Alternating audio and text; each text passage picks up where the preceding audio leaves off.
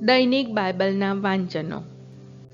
તારીખ 13 મે 2026, પાસ્કાના છઠ્ઠા અઠવાડિયાનો બુધવાર. આજે માતા ધર્મસભા ફાતિમાના માતા મરિયમનો તહેવાર ઉજવે છે.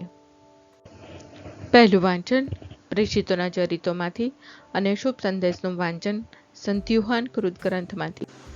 પહેલું વાંચન પ્રેષિતોના ચરિત્રોમાંથી અધ્યાય 17 કલમ 15 અને 22 થી 18મા અધ્યાયની પહેલી કડી સુધી.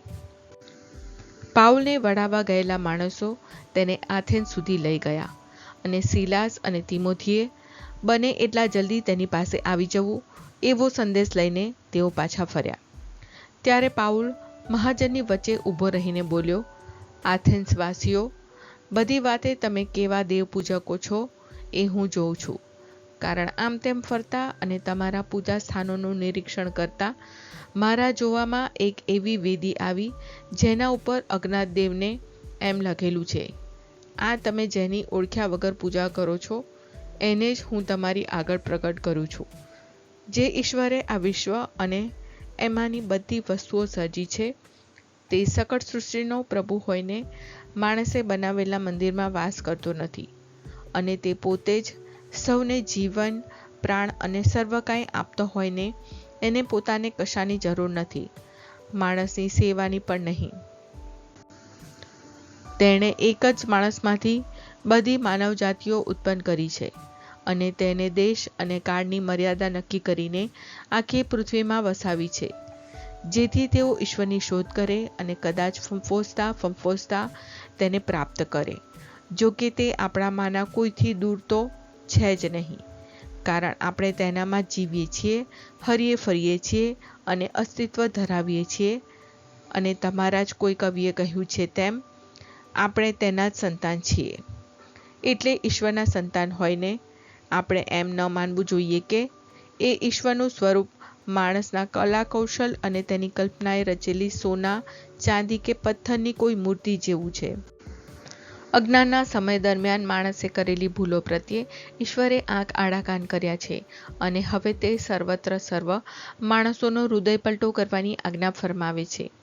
કારણ તેણે એક દિવસ નક્કી કર્યો છે જે દિવસે તે જગતનો પોતે નિમેલા માણસ મારફતે અદલ ઇન્સાફ કરશે. તે માણસને મૃત્યુલોકમાંથી ફરી સજીવન કરીને તેણે સૌને આની ખાતરી આપેલી છે. મૃત્યુલોકમાંથી સજીવન થવાની વાત સાંભળીને કેટલાકોએ હાંસી ઉડાવી અને બીજાઓએ કહ્યું, આ બાબત વિશે અમે ફરી કોઈ વાર તમારી પાસે સાંભળીશું. આમ પાઉલ તેમની વચ્ચેથી ચાલ્યો ગયો. તેમ છતાં કેટલાક માણસો તેની સાથે જોડાયા અને શ્રદ્ધા ધરાવતા થયા. એમાં મહાજનનો સભ્ય દિયનુસિયસ અને દમરીસ નામની એક બાઈએ બંને તેમજ બીજા પણ કેટલાક હતા. આ પછી પાઉલ આથેન્સ છોડીને કરિન્થ ચાલ્યો ગયો. ત્યાં તેને પંતસનો વતની અક્વિલા નામનો એક યહૂદી મળ્યો. આ પ્રભુની વાણી છે, તે આપણો આધાર છે. શુભ સંદેશનું વાંચન સંત યુહાન કૃત ગ્રંથમાંથી અધ્યાય 16 કલમ 12 થી 15. હું તમને હજી ઘણું કહી શકું એમ છું, પણ હવે તમારાથી એ બોજો નહીં વેઠાય. પણ જ્યારે તે સત્ય સ્વરૂપ આત્મા આવશે ત્યારે તે તમને સમગ્ર સત્યને માર્ગે દોરી જશે. કારણ તે પોતા તરફથી નહીં બોલે, પણ પોતે જે સાંભળતો હશે તે તમને સંભળાવશે અને આગામી વસ્તુઓની તે તમને જાણ કરશે. તે મારો મહિમા કરશે, કારણ એ તમને જે કાંઈ જણાવશે તે એને મારા તરફથી મળેલું હશે. જે પિતાનું છે તે મારું છે, એટલે મેં કહ્યું કે જે સત્ય મારું છે તેમાંથી તે તમને જણાવશે. આ પ્રભુની વાણી છે, તે આપણો આધાર છે. પ્રાર્થના. ઓ મારા પ્રભુ ઈસુ, હું મારા પાપો માટે પસ્તાવો કરું છું. મારા પાપો માફ કરો.